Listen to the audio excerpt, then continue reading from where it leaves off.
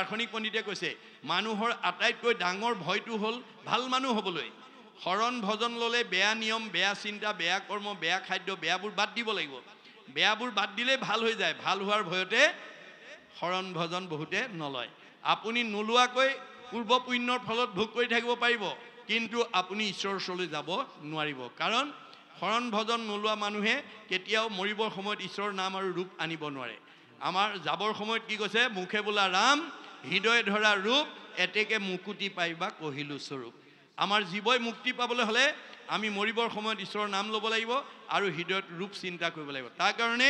নিৰ্দিষ্ট বয়সত শৰণ আৰু নিৰ্দিষ্ট বয়সত ভজন ল'ব লাগিব কাৰোবাৰ যদি হে ভয় আছে আজি এৰিব শৰণ ভজন নল'লে আমি এই সংসাৰ চক্ৰতে অহা যোৱা কৰি থাকিব লাগিব গতিকে এয়া ভাগৱত দৰ্শন এইখিনি আমি জানিব লাগিব তাৰপিছত কৈছে যে কৃষ্ণত অৰ্পিয়া আমি কৰোঁ কৰ্ম যত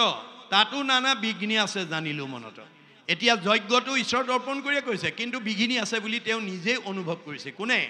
২৮,০০০ ঋষিৰ ভিতৰত আটাইতকৈ যিজন বয়োজ্যেষ্ঠ জ্ঞানজ্যেষ্ঠ বেদজ্ঞ শাস্ত্ৰজ্ঞ ঠিকালজ্ঞ সেইজন সৌনকে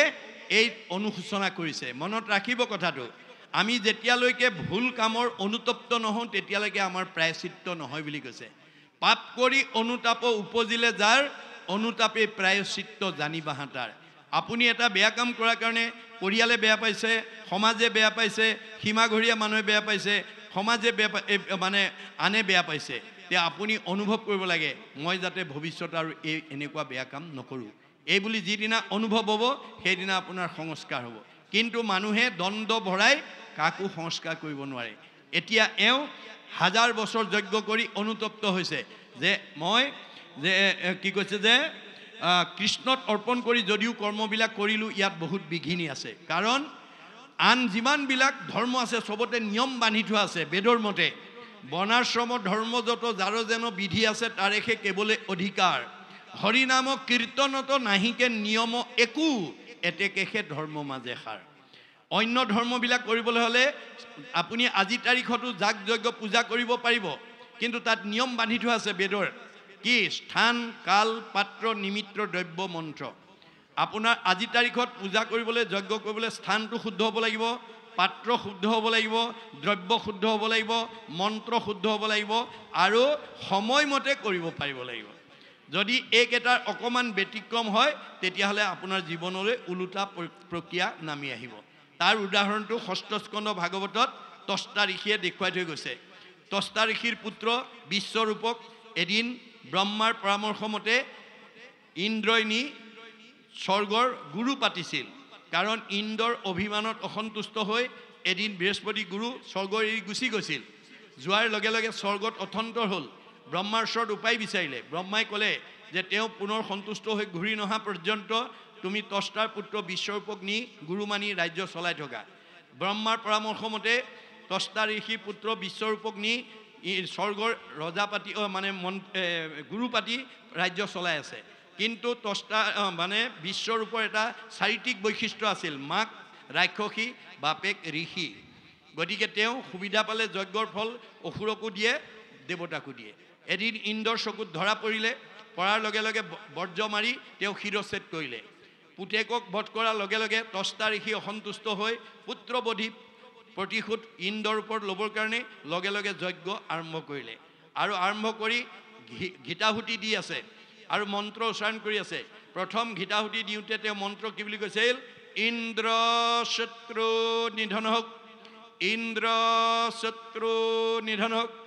ইন্দ্ৰ শত্ৰু নিধনক বুলি আহুতি দি আছে যেতিয়া পূৰ্ণাহুতি দিব হ'ল খৰ মন্ত্ৰ উদাত্ত কণ্ঠৰে পূৰ্ণাহুতি দিওঁতে মন্ত্ৰ ভুল হৈ গ'ল কি বুলি ক'লে ইন্দ্ৰৰ শত্ৰু নিধনক ষষ্ঠী বিভক্তি ৰ আখৰ এটা বাঢ়ি গ'ল ৰ আখৰ এটা বাঢ়ি যোৱাৰ লগে লগে মন্ত্ৰ ভুল হৈ গ'ল ইন্দ্ৰৰ শত্ৰু তেওঁ নিজেই তেওঁৰ যজ্ঞৰ পৰা উৎপত্তি হোৱা বিদ্যাসুৰে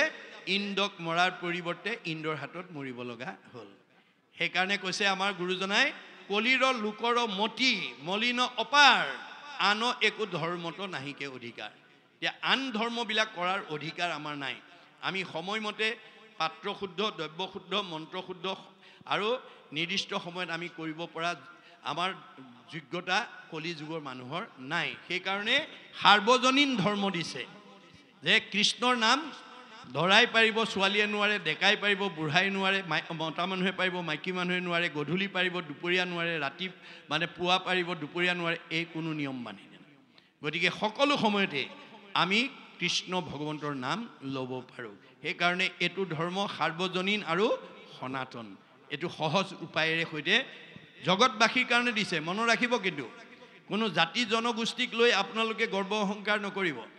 গতিকে আপুনি নিজকে এজন মানুহ জাতি হিচাপে গণ্য কৰিব গতিকে আমি মানুহ হিচাপে দুটা জাতি ভাগ কৰিছে যে আমাৰ এই প্ৰথম স্কন্ধ ভাগৱততে শৌনকে এই কথাটো প্ৰতিপন্ন কৰি দিছে যেতিয়া তেওঁ সেই মানে কৃষ্ণ কথা ক'বলৈ সুতক আহ্বান জনাইছিল তেতিয়া সুতে সেই মন্তব্য কৈছিল যে কিনো মহাভাগে তোমাখাৰ আগে কহিবু কৃষ্ণৰ লীলা মাধৱৰ কথা সম্যকে পুছিলা মোক জীৱদান দিলা মই এই মুহূৰ্তলৈকে মৰা মানুহ হৈ আছিলোঁ কিন্তু কৃষ্ণ কথা ক'বলৈ কৈ তুমি মোক জীয়া মানুহ কৰি দিলা কাৰণ কৃষ্ণৰ কথাটো মোৰ মহালাভ আছে কৃষ্ণৰ কীৰ্তনে জাতি অজাতি নাম আছে জাতি আৰু অজাতি মানুহক দুটা ভাগত বিভক্ত কৰিছে এটা জাতি আৰু এটা অজাতি আপুনি যি জনগোষ্ঠীতে জন্মগ্ৰহণ নকৰক ঈশ্বৰক ভজিলে জাতি আৰু ঈশ্বৰক এৰিলে অজাতি এই তথ্য আমাক দিছে আৰু তাৰপিছত কি কৈছে যে এতেকে পিয়ায়ু কৃষ্ণ চৰিত্ৰ অমৃত শ্ৰৱণ মাত্ৰকে যেন সংকীৰ্ত কীট এতিয়া তুমি কৃষ্ণ কথা শুনাই আমাক কৃতাৰ্থ কৰা জাগ যুগ যজ্ঞ কৰি দুখ পাইলো মাত্ৰ আবে কহিউক মহাভাগৱত শাস্ত্ৰ যাগ যজ্ঞ কৰি দুখ পালোঁ আমি কষ্ট পালোঁ গতিকে এতিয়া তুমি ভাগৱত মহাভাগৱত শাস্ত্ৰ কৈ আমাক উদ্ধাৰ কৰা এইখিনিলৈকে আমাক গৈছে ইয়াৰ পৰৱৰ্তী পদে আমাক কি কৈছে আমি পুনৰ পদবন্ধে আলোচনা কৰিম বাহু মহাভাগৱত শাস্ত্ৰ কৃষ্ণ কথা ইটো অমৃত ততু